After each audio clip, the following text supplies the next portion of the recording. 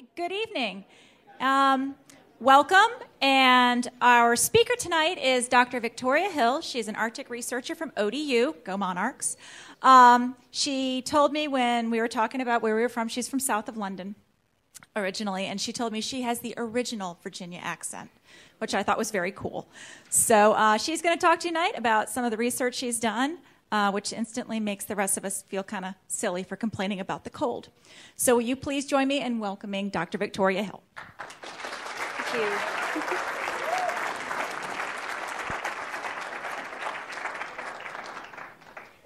Thank you. Thank you very much. So I know it's kind of difficult to think about Arctic temperatures, and we haven't really had a very cold winter. But about this time last year, I was busy freaking out, getting all of my equipment ready to ship up to the Arctic for 2 months. And we just had snow at Christmas, so I had a little bit of a taste of what it was going to be like. But I really had no idea what living at minus 45 Celsius, which is about minus 45 Fahrenheit, was going to be like. And you get a little bit of a taste of that this evening, hopefully. So this research project is actually very different from the kind of work that I normally do, not just because of its location, but the fact that it was sponsored by a private company. This is a Catlin Insurance Group from the UK. And actually, they wanted to try and increase their market share. They wanted more people to know who Catlin was, and they thought maybe we could sponsor a football team, maybe a Formula One car. And this guy called Penn Hadlow, who is an Arctic explorer, said to them, no, you want to fund Arctic science. And they said, okay, sounds like a good idea. And so they funded 3 years of research in the Arctic. And last year was the final year that they funded us to go up there. And they funded both the ice camp, which is where I was, and they also funded a group of explorers to trek across the Arctic and collect data. So I have a quick test for you, okay? These are the 2 poles. Hands up if you think this one is the North Pole. Well done. You guys are already way ahead of a lot of audiences I talk to, okay? This is the Arctic, and this is the Antarctic. And the major difference to remember is that the Arctic is an ocean surrounded by land, whereas Antarctica is a continent surrounded by ocean. And that means that the Arctic is driven far more by terrestrial processes, by land-based processes, than Antarctica. Okay, with the second test. Do polar bears eat penguins? No. Excellent. Despite all the Coca-Cola adverts that try and tell us that penguins and polar bears coexist in harmony, they don't. Penguins live at the South Pole, and polar bears live at the North Pole. So this is where I spent 2 months of my life last year. Right now, we are way off down to the south of this map. And I was here off of Ellef Ringnes Island, and you can see a close-up right here. We were in the jaws of this island. So I am going to talk about the science, first of all. Why did I decide to spend 2 months up there in the bitter cold when I could have been down here where it's a whole lot warmer? But there will be lots of cool pictures as well. So just try and keep you awake. I'm going to mix up the science and the pictures. Okay, so I'm a bio-optical oceanographer. Okay, that probably doesn't mean a lot to most of you. What does a bio-optical oceanographer do? Okay, I study the behavior of light in the marine environment. And that enables me to investigate the properties of both the water column and the benthos. So I look at the way in which light is absorbed within the water column. Okay, every object absorbs and reflects light in a characteristic wave-dependent pattern. And all that means is that some objects absorb red light, some absorb blue light. You know, the reason that your jumper may look red is because it reflects red light and absorbs other colors. So I am interested in the visible part of the electromagnetic spectrum. That's the area right here. We go from short wavelengths in the blue, through the green, and into the red. And I have a quick experiment here. Okay, I have a red laser, you can see over on the other wall, and I have water with red food coloring in it. Okay, if I shine the red light through the red water, what do you think is going to happen? Is the red light going to go through the red water? Hands up. No. Wrong. So the red light travels through the red water. Okay. So if I have green water, will the red light go through green water? You would be right. Okay. If I have, pick my green laser, Okay, does the green laser go through the red water? No, because you're getting the hang of this now. That's right. Here we go. And therefore, does the green laser go through the green water? Yeah. Yay! You guys are now fully fledged optical oceanographers. Okay, the reason for this is because the red water absorbs all other colors of light, and it only reflects or lets through the red light. That's why it looks red. Okay, and the green water, again, reflects the green light, lets through the green light, but it absorbs all other colors. And this is the basic principle of all of my research. Sounds pretty simple. Okay, so why is this useful? Apart from being fun for me, well, it enables us to look at sediment output from rivers from space. This water looks brown, okay, because the sediment is reflecting that light. It enables us to look at water column primary productivity from satellites, get a snapshot of the health of the world's oceans. It enables me to look at how much sunlight is absorbed in the water column and how much light is left for the seagrass that grow on the seabed. That's a big issue for the Chesapeake Bay right now, trying to restore seagrasses, and that's one of our projects. And here in Florida, it enables me to map seagrasses using a satellite in space, just purely by how green is that reflected light from the seagrass. So why go to the Arctic to look at light being absorbed? Okay, now you've probably been living in a cave if you haven't heard this in the last few years, but the sea ice in the Arctic has been retreating really, really quickly. And this figure is months of the summer, so June through October, and this is the extent of ice here on this axis. Okay, this black line is the average from 79 to 2000. We start at 79 because that's when the first satellites went up that were capable of giving us sea ice cover. So you can see there's quite a lot of interannual variation, this dark grey band here. But you have more ice at the beginning of the summer, and it decreases into the main part of the summer, into September, and then you get full formation of ice into the winter. But if you look at the last few years, 2005 through 2010, you can see that that sea ice has been retreating much greater extent than that previous 20-year mean. So we've been losing a lot of sea ice recently. And if we look at this figure here, where we have 2002, 3, 4, all the way through to 2010, this is the sea ice concentration anomaly. So this, again, is based on a comparison to that 79 to 2000 average. If it's blue, it means that there's less sea ice there than that 20-year average. And if it's red, it means that there's more sea ice. And this pink line is the median extent of sea ice in the summer for that 20-year average. So immediately you can see the ice has been pulling back in this western region, especially in 2007. And the ice has been getting less concentrated. So you may have 50% sea ice cover instead of 90 or 100% in these regions right here. So we've been losing a lot of sea ice, not only the extent, but the concentration and also the thickness. So one of the things that scientists try and do is to model environmental systems. Okay? We've been trying to model the Arctic and the Arctic sea ice.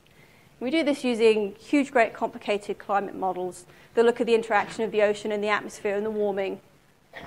And we're able to output models from going back to 1950 up into the future, 2050. And this is the extent of sea ice that we're able to predict we think would be there. Okay, this dashed line in the middle is the mean of all of the models, because there's lots of different models. And this blue line is the deviation around that. So there's a lot of variation in all those models. But overall, it shows we expect sea ice to decrease. This red line are observations. So the sea ice has been decreasing way faster than we've predicted it. And what that means is we don't fully understand the system. There's probably many things that we're missing. And one of those things we think is how much solar energy is absorbed into the surface of the Arctic Ocean. The water is a much darker target than the bright sea ice, and it absorbs a lot more solar energy. And we think that we've been underestimating the amount of solar energy that's being absorbed, which could answer the question of why we're not able to model the sea ice retreat properly. So what I think is going on is something called CDOM, colored dissolved organic material. Okay, this basically is tea. Okay, tea is made from plant leaves. You steep it in hot water, and your cup of tea turns a brown color. This is a really concentrated sample of CDOM in your cup of tea, but that same thing happens in rivers and oceans. And the absorption of this CDOM looks like this. Again, this is blue light down here at 400 through green into red. So CDOM absorbs a lot of light in this UV blue region, which is also the more energetic part of the visible spectrum. Now, CDOM is produced what we call in situ, so in the oceans, by phytoplankton, which are single-cell plants that just live and float in the ocean. They release CDOM just as a natural product. They excrete it through cell lysis. Also, when zooplankton critters chomp on the cells, they release this CDOM. And we also get it from terrestrial sources, that's rivers and land. So in this case, we have plants, we have also old organic material in peat. And gradually, this material seeps out into the rivers and gets into the world's oceans. So in 2004, I went on my first trip to the Arctic, and I was on an icebreaker. And I was measuring primary productivity, so I was looking at the growth of single-celled organisms. But one of the interesting things that I found was that there was way more CDOM than we had thought previously. Really, people weren't measuring it up until a few years ago. So this is depth in the water column. So this is the surface, and this is 30 meters. And this is absorption at 440 nanometers. That's talking about blue light absorption. Okay? So this is more absorption, this is less absorption. And this is in the spring. And this red line is the CDOM absorption throughout the water column. And the blue line is total absorption. That's CDOM and particles, which would be phytoplankton and sediment. So you can see straight away that this CDOM counts for an awful lot of that total absorption. In fact, it's about 80%. And that's a really significant number. When we look at how this affects the absorption of solar energy, again, this is depth of the water column from 0 to 30 meters. And this is cumulative absorption of surface light. So when it's 100, that means all of surface light has been absorbed. Okay, this is 50% and 20%. So when we have just water, pure water, you can see that you get down to about 15 meters or so before 60% of the light that hit the sea surface is absorbed. When you add that CDOM into it, you get to less than 5 meters, and 60% of that sunlight has been absorbed. So the effect of the CDOM in the water column is to keep all of that solar energy trapped right at the surface, where it's right next to the sea ice that's floating on the surface of the ocean. So this is what I think is happening. You're in the Arctic, it's early spring. This is the ice pack, and this is ice algae. Again, those single-cell plants that live in the bottom of the ice. You have your furry friend. Okay, that ice algae is pumping out CDOM into the surface of the water just underneath the ice pack. As spring progresses, you get polynyas or leads opening up in the sea ice. As the ice moves, it's just one big pack. You get fractures. Now you have an open area of water. The sun is directly overhead, and it's pumping an awful lot of energy into the surface water, and we get heating. We also get some radiation of that energy back out to the atmosphere. And in the springtime, CDOM can account for, over a course of a day, about 0.04 degrees centigrade of heating. That doesn't sound like a lot, but that's 46% of the total heating. So again, it sounds like a small number, but if we didn't have CDOM, that heating value would be almost 50% less. So it does account for a large proportion of the total energy and heat being absorbed. All of that heat in the surface water leads to lateral ice melt on the edge of the lead. So you have ice melting here. And again, that CDOM can account for over a centimeter of melt of ice a day, over and above just water. So I wanted to go up to the ice camp. And first of all, I wanted to quantify the storage of CDOM. I think it's being stored in sea ice. Is it really being stored in sea ice? We don't have any data yet. So I wanted to look at the storage and the production of CDOM in the sea ice. I also wanted to look at how long CDOM remains in the system for, because it's broken down just through the action of absorbing sunlight. So is it there for a day, a week, a month? All of that is going to affect how much heat it absorbs, how much warming it's responsible for. and I wanted to look at how much CDOM was coming from the land. Now, this is important because as we talk about the Arctic warming and the tundra melting and there being more vegetative growth in the summer in the Arctic, we would expect to see more CDOM coming from land in future years. So how do we get to the Arctic? It's not easy. You don't just take a scheduled flight, but you do for part of the way. So we are way down here in the Chesapeake Bay. You fly to Ottawa. That's pretty easy. Then you get on a flight up to Iqaluit. This is the capital of Nunavut, which is the Arctic region with the native Canadian Arctic people called Nunavut. And this is their language here. It's completely funky. It's all symbols. Absolutely no idea how to read it. Not that many people do. So we come to Iqaluit. There's about 5,000 people there. It's the capital. It's a big city. From there, we fly to Hall Beach, which is up here. Basically, it's just a snow runway. There's nothing there. All we're doing is refueling. You see no lights when you land. It was dark at that point. And then we go on to, hopefully, Resolute Bay. However, we were just coming into land. It was too windy, and they aborted the landing. And they took us to Pond Inlet, which is way down here. The only reason they took us there is because it's the only town with a hotel big enough to accommodate the 12 people on the plane. So these are really small hamlets that we're talking about here. And again, actually, we ended up in the TV lounge, camping out. A little bit of an idea what it's going to be like for us for the next few months.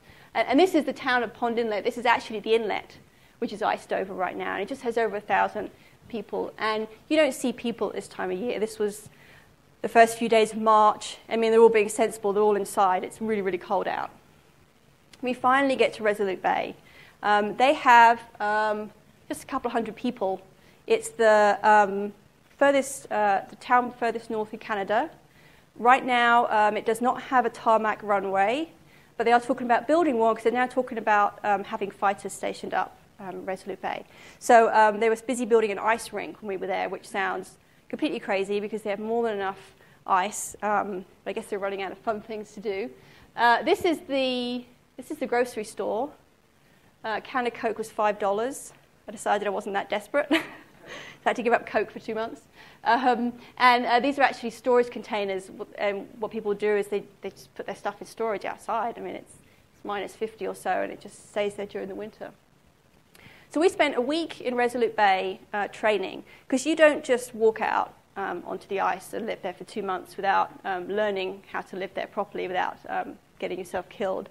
So we spent a week at this hotel where there were also many polar explorers getting ready to walk to the North Pole. So we're hanging out with polar explorers, which for me was really exciting because I never normally get to meet these kinds of people. So here we are, just getting ready in our training room, learning about our equipment, getting our instruments out, making sure they worked. This is a really important task we had to learn, how to get into your sleeping bag.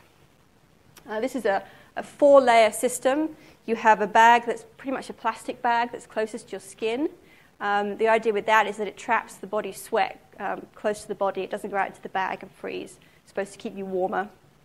And then there's a fleece liner that you get into. Then the main bag, that's this bag. And then this outer bag here. So you have to figure out how to get it into your bag in a matter of just 30 seconds or so, because you have to take off all your outside clothes before you get into your bag. And you're in an unheated tent. So it's minus 40 or so. It's nighttime. You have 2 hot water bottles you're trying to juggle to keep your fingers warm while you get yourself into your sleeping bag. So you definitely have to learn how to do it. And then you basically tie yourself into it. You tighten it up around your neck, so it's almost strangling you. And then you tighten the hood up so you just have like a gap this big to breathe through. And that keeps you warm is a relative term, but warmer than if you didn't have it. This is my first trip outside in Resolute Bay. I spent about 3 days hiding inside. I was too scared to go out. I thought I was going to get frostbite the minute I stepped outside. But it's all about learning how to be sensible and how to survive at those kind of temperatures. And this fur hood is really useful because when it's windy, it protects your face from the wind chill. And you get a little microclimate right close to your face. It keeps you nice and warm. So this is us sewing our fur ruffs on. Not only do you need to know how to work your technical equipment, you also need to learn how to sew. if you're going to go on this kind of expedition. We had to learn how to put our tents up. This is one of our sleeping tents. We are on the golf course right now, learning how to put up our tents just in case we got caught in a storm away from camp. And this is some of our safety equipment. Polar bears are a very real threat that far north. And so we have a personal attack alarm, which really won't scare the bear off, but it will just alert the people in camp that there's something wrong. And then this is a mini flare gun. You screw the flare into the front here, you pull the trigger down, and you release it, and it's like a mini firecracker. The idea is, again, that you point that towards the bear, above the bear, and you fire it off, and he'll be scared away. So you have to carry those with you at all times, even when you're inside your sleeping bag. Although I don't think there was any way I would have been able to get out of my bag in time to defend myself if a polar bear came into my tent. Food, the most important thing is food. Well, after shelter, food. I probably ate my own body weight in chocolate. I was easily eating 3,000 plus calories a day. Your body has to burn calories like crazy just to stay warm, and that's without all the activity you're doing as well. So food became a really important thing, and everything is flown in, and we only had a few flights coming in for the whole 6 weeks we were there. So imagine we have to take a lot of food with us. The good thing is that you don't have to pay for electricity to freeze the food because you just stick it outside. So this is our chef, Fran, from the British Antarctic Survey, who kept us fed for all those weeks. And this is the camp. This is actually towards the end of our stay there. It's a pretty windy day. When we got there, this was mostly flat. We did try to pitch the tents on a flat piece of ice. But over time, every day it was pretty windy, and the snow starts to blow around, and it builds up around the tents. And you wake up in the morning, and there's a 6-foot sastrugi outside of your tent that wasn't there when you went to bed. So the way that you get to the camp is on a very small plane called a twin otter. It's really the workhorse of both the Arctic and the Antarctic. And there's no finesse with it. You just bug everything in there, and they fly you down. This is what the plane looks like. It lands on skis. It can land on ice that's only 20 centimeters thick, which worries me slightly. Luckily, our ice was about 2 meters, so we had no problem. We had 4 people who went ahead of us to set up the tents for us before we got there, just to make sure we had a camp. Those are the more experienced people. So this is the mess tent going up. This is the most important tent in camp.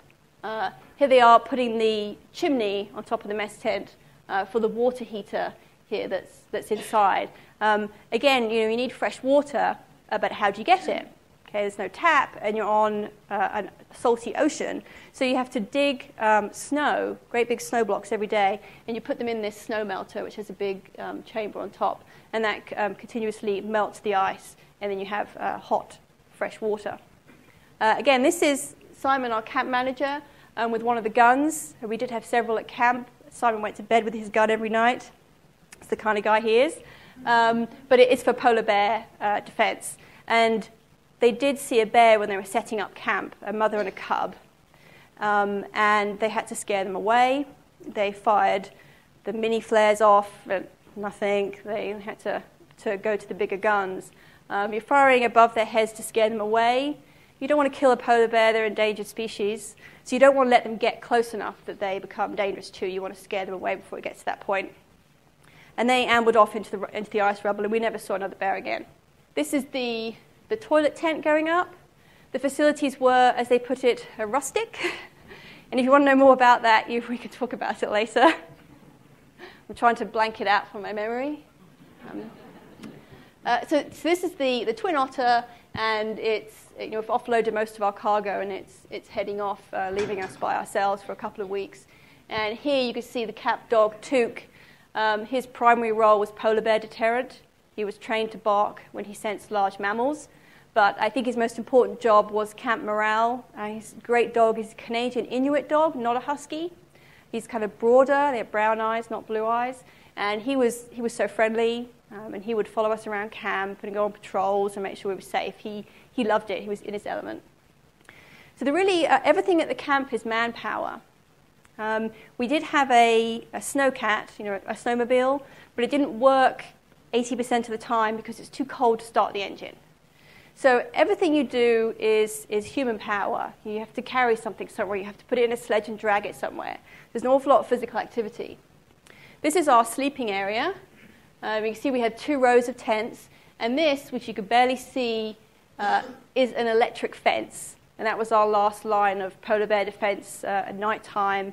We only had enough fence to go around the sleeping area. The idea being that if you were in one of the science tents or the mess tent during the day, then you were awake and you would know if a polar bear was coming. But if you were sleeping, you obviously wouldn't hear them coming, so you would need a little bit more defense. So the idea is that he would approach the fence, get an electric shock, and back off. I think he probably just got pissed off and kept coming. And there's a tiny little walkthrough right there for us. So this is one of our sleeping tents, and we pitched them at the beginning of our time there. And again, we were on nice flat snow, but the snow drifts around the tent. I would take my shovel into the tent with me every night in case I had to dig my way out in the morning, which is actually a very, very real issue when it's been windy. And the snow would pile up around the tent, and then we would have to undo the stays and lift the tents up like 5 feet and place them back down on the top of the snowdrift a couple of times. So we didn't have to dig them out of a 10-foot snowdrift at the end of our time there. Took, the dog, really mischievous, he would pull out these bamboo rods that were our pegs. And then, of course, you didn't have any guys on your tent. We didn't want him to do this, so we put Tabasco sauce on them. And one of my colleagues, she woke up in the middle of the night, she could hear him pulling the tent peg out, and then she says, "Bah!" And he didn't do it again. So something to remember for the future. Okay, how cold was it? This is the temperature record for the last 3 weeks we were there. I didn't have this instrument running for the first 3 weeks, but you can bet that it was, if not the same temperature, it was even colder. So this is freezing. So your home fridge is just a few degrees above freezing. Your home freezer should be around -20. And this is Celsius because I'm English and I'm a scientist, so I work in Celsius. At about -25, inside of your nose freezes. So all the hairs on the inside of your nose are just frozen. So when you go outside in the morning, you take a sniff. Yeah, it's colder than -25. Yeah, I can't feel the inside of my nose. And you see the coldest temperature we had was about -48 during the night time. And the temperature for a few weeks really hovered around -30 to -40 until we got into the heat wave at the end here when we were about -20, and that really felt like summer after so many weeks at -40. This is the inside of my sleeping tent. You don't really keep much there. My sleeping bag is outside drying. You keep your clothes in the science tent, which is heated, because you don't want to put on underwear that's -40 Celsius. And this is what you look like in the morning when you wake up. You can see that this guy is totally enclosed within his sleeping bag. It is so cold that your breath freezes in the air. And it freezes onto the inside of the tent. And you wake up, and there are all these little feather-like tendrils of frozen breath hanging down. And the minute you move to get out of your bag, it all falls down in your face. So that's what's happening here. That wakes you up in a hurry. And these are our bags drying outside. It might sound strange to try and dry something when it's that cold, but the air is so dry, there's hardly any moisture, that it really just wicks the moisture in the bag straight out. And if you don't dry them out every day, then part of your sweat does get into the bag, and it becomes a bag of ice. And then it's not very effective. Took stole lots of things. He stole somebody's passport, somebody's wash bag. He stole my bear and ripped it apart. I guess you could say that he was doing his job of defending us against bears. I was pretty upset. And he would take any opportunity to jump in and look at what you were doing and get in trouble. And when somebody didn't get to the mess tent in time for breakfast, we would send the dog in to get him out. And that happened occasionally. So after our first week and a half there, the explorers team arrived. They had been dropped off on the other side of the sound from us. And it took them about 8 or 9 days to walk towards us. So this was their first excursion, just to kind of get the hang of it, because they had 2 new team members. And after this, they were going to go off and trek from the North Pole south for about a month. So this was almost nighttime. It's getting kind of dark, and it was in the middle of a storm. which had come up during the day. So it was really windy. There was lots of snow in the air. And we got the call from London that they were about an hour away. They can't call us directly. They have to call us through London. And so we were looking out for them, and it's like, well, they should be here by now. They're not here yet. And the camp manager went out to look for them in a snowstorm. And it turns out they were just at the end of the runway. And the weather was so bad that they couldn't see us in the blizzard. So he led them back to camp. And this is them, trekking towards us. And we hadn't seen these guys for over a week. And it was just really emotional because you're there. There's like 9 people at camp. That is it. There's all the people you have to talk to for a week and a half. So seeing your friends walk into camp out of this blizzard, it was pretty emotional. We were really happy to see them. And they also smelled really bad, worse than us at that point. And this is all of us crammed into the mess tent for dinner for a few nights. They were supposed to leave the next day. The weather was so bad they had to stay for 5 extra days, which is great for us as we got to hang out. And it meant at the end of the storm, we had to dig the runway out. It doesn't take long for a snowdrift to form, and this had been a 5-day storm. So we had to get out there and with our shovels and just shovel those snowdrifts away. And that took us a good few days of shoveling before we could get a plane in. And the next plane in was the DC-3, which is a beautiful plane, and had a bit of a bumpy landing. It's a much bigger plane than the Twin Otter. And she brought with her the CNN crew, who had come for a week to stay with us, make some programs. And this is Philippe Cousteau and his cameraman and his producer.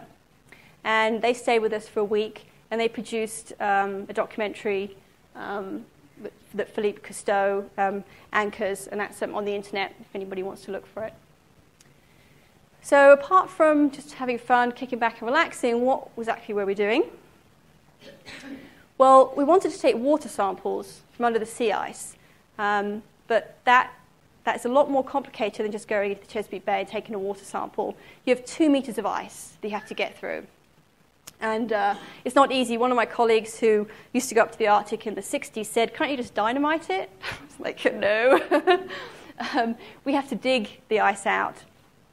And there's 2 watching over us and checking that we're doing it right. We use an auger, which is like an ice drill, like a big corkscrew, and we're able to auger down 1 meter into the ice. So then you're left with a series of holes 1 meter deep. And you take a giant ice chisel and you chisel between these and you break out these really big chunks of ice. And you keep going, and you keep going.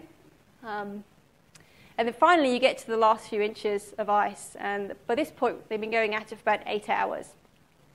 So if one last person in the hole, you tie them on, because when you break through, you want to be able to get them out in a hurry.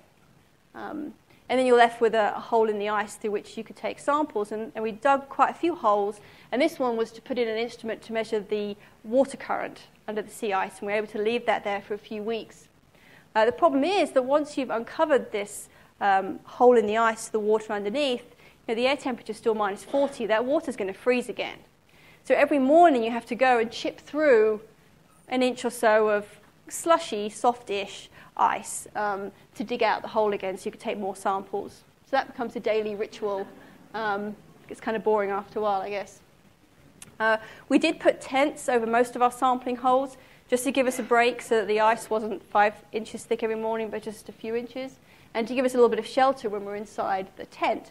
So now we have a hole in the ice, and we want to deploy our instruments. But they're pretty heavy, and we need a winch. But again, we don't really have much in the way of electrical power, so it's all powered by us. And they built a special winch for us attached to a bicycle. So here's the bike. There's a barrel of wire here that goes into the tent, and we can lower our instruments down. And by the end of our time there, we'd built an igloo around this bicycle just to give everybody a little bit of shelter from the wind, because it's pretty miserable being the one outside cycling while everybody else is inside keeping relatively warm.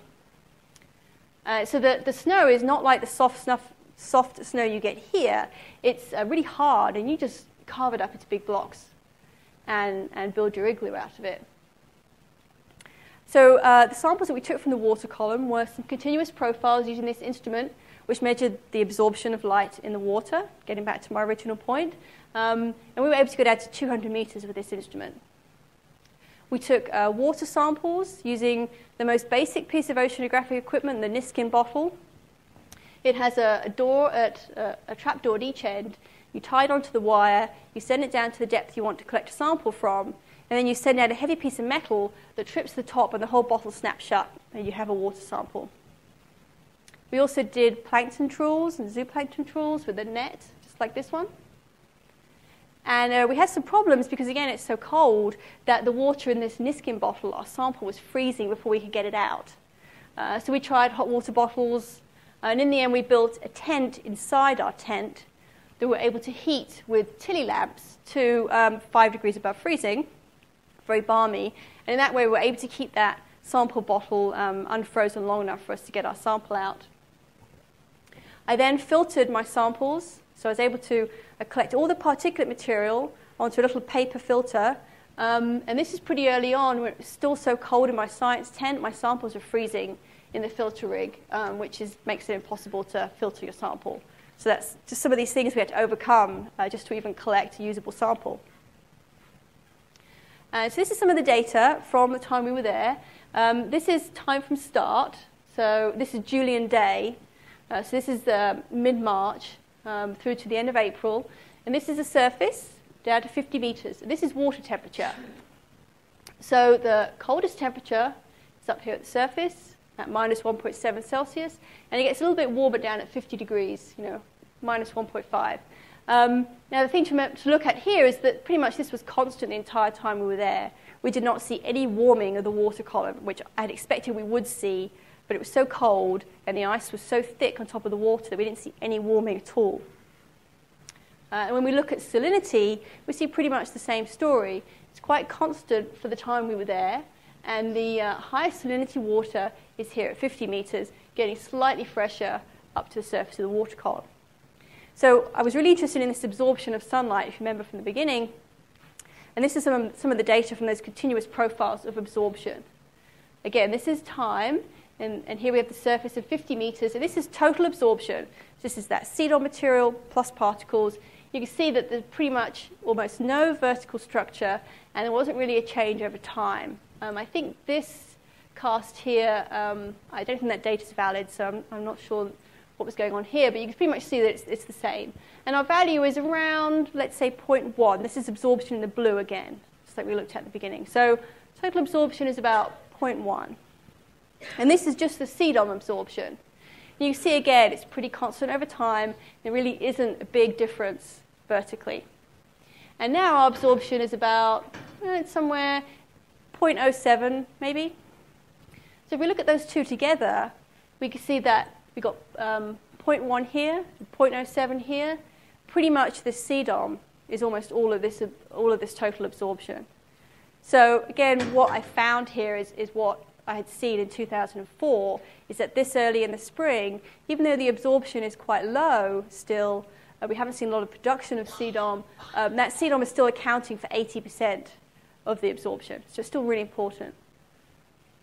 This is just a shot of us drying our gloves, a daily ritual inside our tent. And this is us measuring the amount of sunlight that's actually hitting the surface of the ice. We went out and measured this every day. Here's the sensor right up here, just measuring sunlight. We tired the dog out. This is us taking an ice core. Again, this is another very difficult process. It takes about an hour to take one ice core, and we collected 8 every day we went out. We went out every 4 days to collect our ice cores. Again, it's like a giant corkscrew, and it's hollow on the inside. As you turn this, the drill goes further into the ice, and your ice core is contained within inside that drill.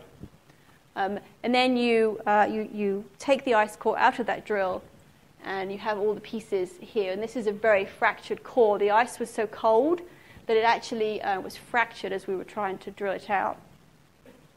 And then I would cut that ice core into sections, and I would melt those and look at the absorption within the ice compared to within the water. So I have a quick movie to show you. Okay, so here we are coring. We're actually turning that barrel round and round. Woo! And the water is under such pressure under the ice that when you get to the very bottom part of the core, the water shoots up out of the hole. And I'm usually really pleased after an hour of effort that we actually got our core. We're then able to look underneath the ice with a camera. And we put the camera on a pole and we shoved it down the hole that we created with our corer. And here I am just wiping the ice off of the front of my camera and just getting ready to push it down. And we can skip past the part where I push it through the ice.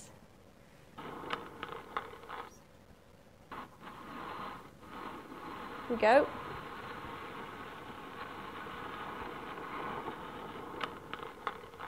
There we go. Now we're under the ice. I was hoping to see like a seal or something under there, but we didn't. We did see seals later, though. So you can see that the water under the ice looks really clear, and those are just flakes of ice that we ground off as we push the camera down through the hole. You can see it looks pretty light under the ice as well, surprisingly light. Then if we turn the camera so it's looking up at the underside of the ice, see, that's a copepod, small little critter with lots of legs. There's another one. Those are air bubbles. So there's actually, life under the ice, even this early in the spring. Those copepods are hiding up in the bottom of the ice matrix, and they're eating those single-celled plants.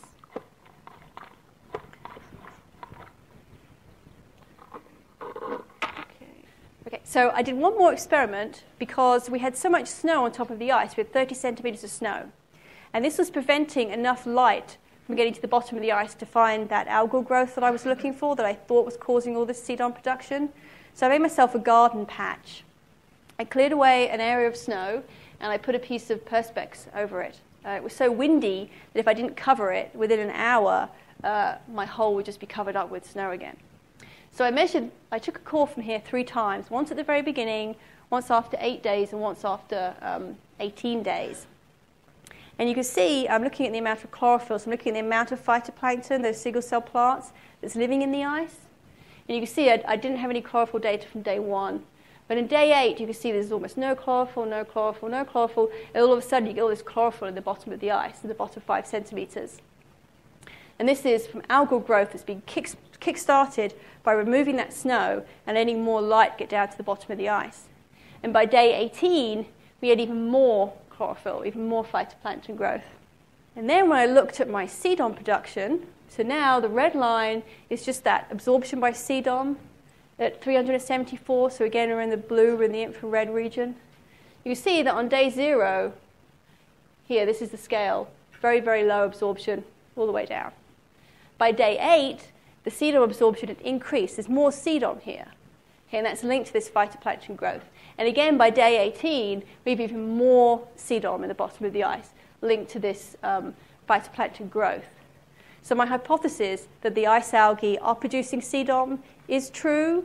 And just unfortunately, we were not able to stay at the ice camp longer for me to actually see that progression through the very early spring when we were there to more phytoplankton and more CDOM production. We did see some interesting stuff, apart from the science. This is a seal who came up into one of our, in fact, he was visiting almost all of our sampling holes. I don't know how he found them. He must have had to swim quite a long way and being like, oh, thank goodness, there's a hole for me to breathe out of.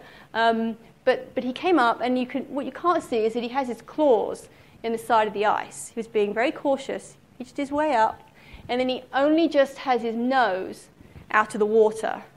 The rest of his face is still in the water, and he was breathing. And his breath smelled really, really bad. Let me tell you, really fishy. And then we realized why we'd been walking to the tent every morning and thinking, what is that funky smell?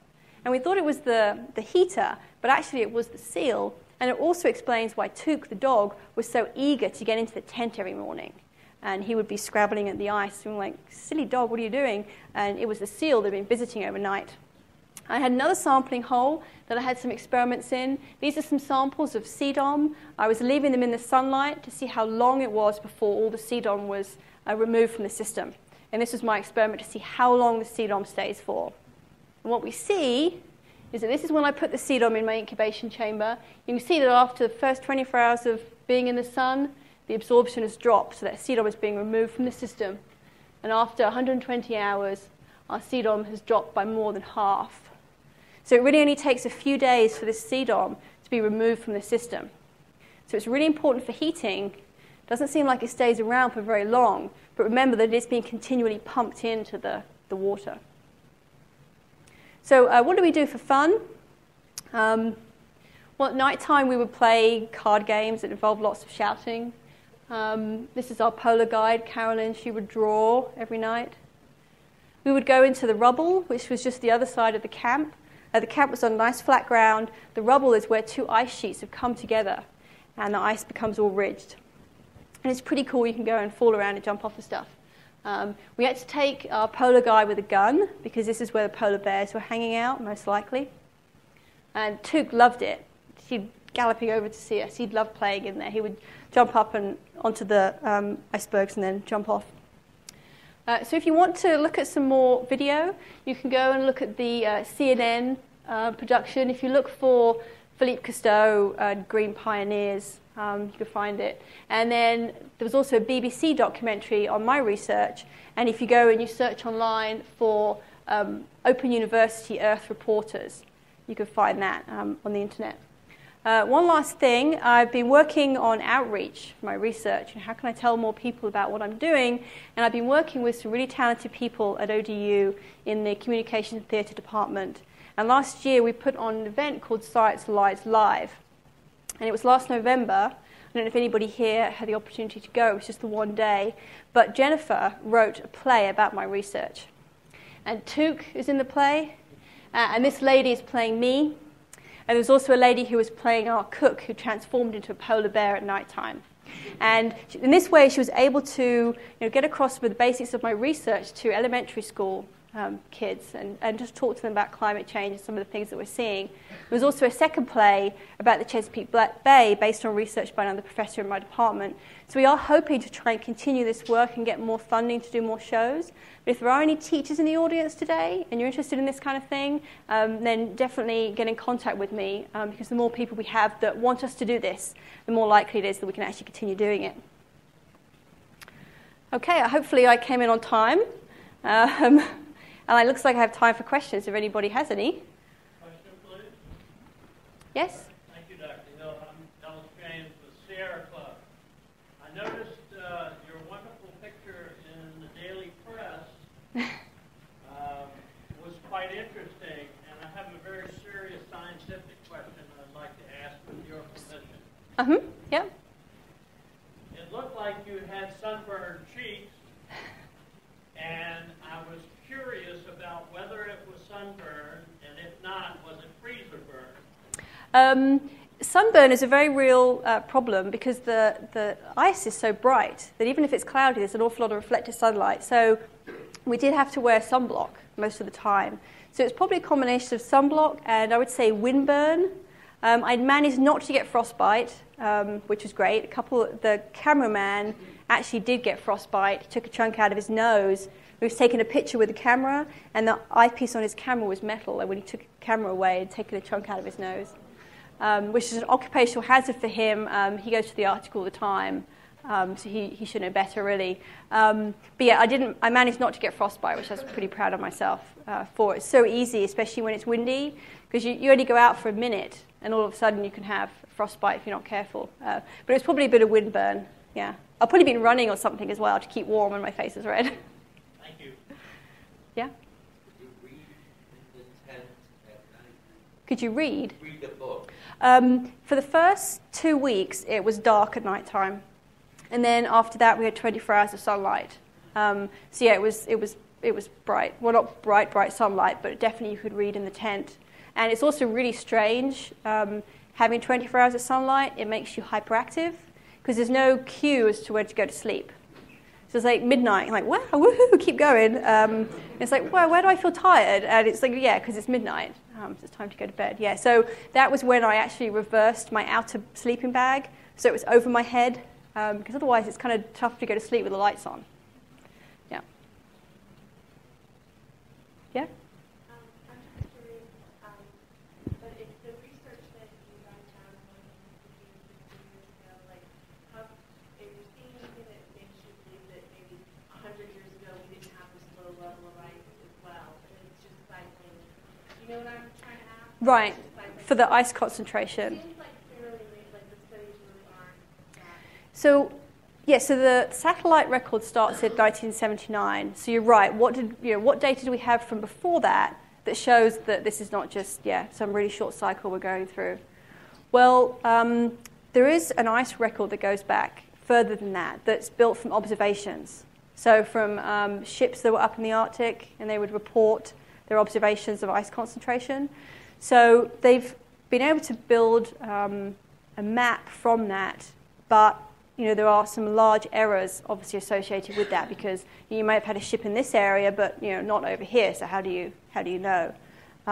So we have that, which gives us a broad idea, but not exact.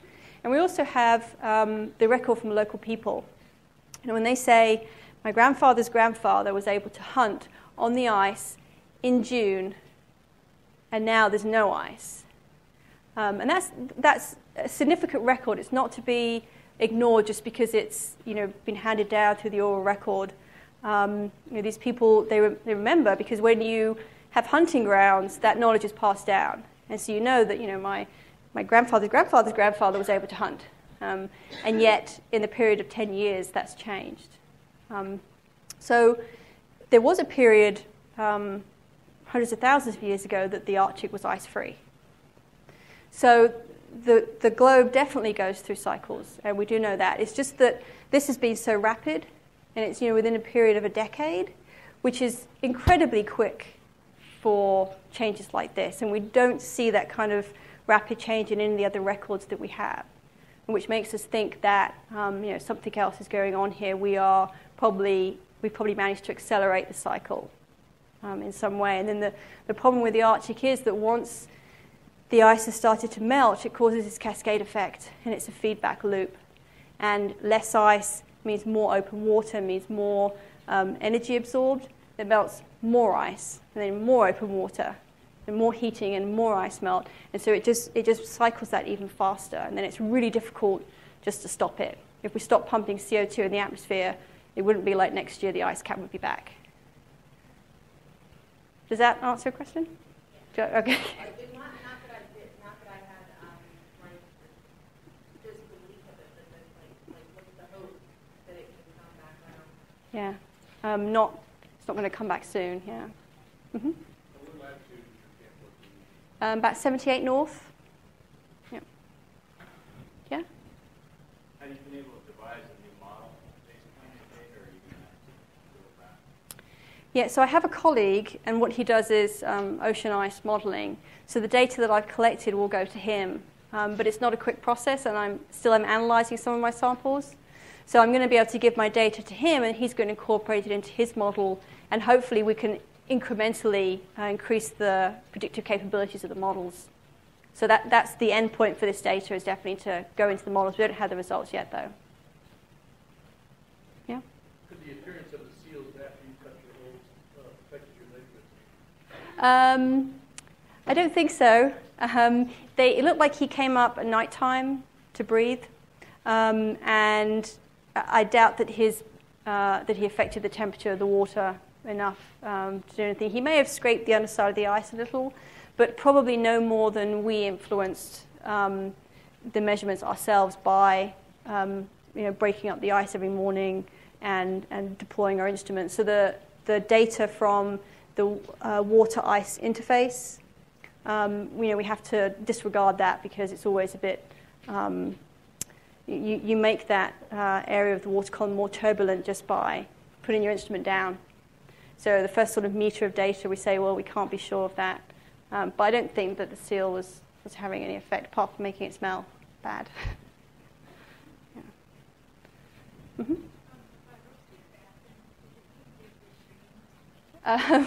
The question was about the bathrooms. So if you're a guy, you're really lucky, because you can just go and pee in the ice hole. You would dig an ice hole with the auger that was about 1 meter deep, and the guys could just pee into that, and it just freezes. And then when the ice melts in the spring, everything just melts out. If you're a girl, you have to pee into a bucket and then pour that down the ice hole. For anything else, it's a bucket with a black plastic bag in it and toilet seat on it. and things freeze very quickly. And then we then had to burn all the solid waste before we left. Yeah. So you have to go to the bathroom very quickly at that kind of temperature. And with that, can we thank our speaker tonight for the presentation? Thank you.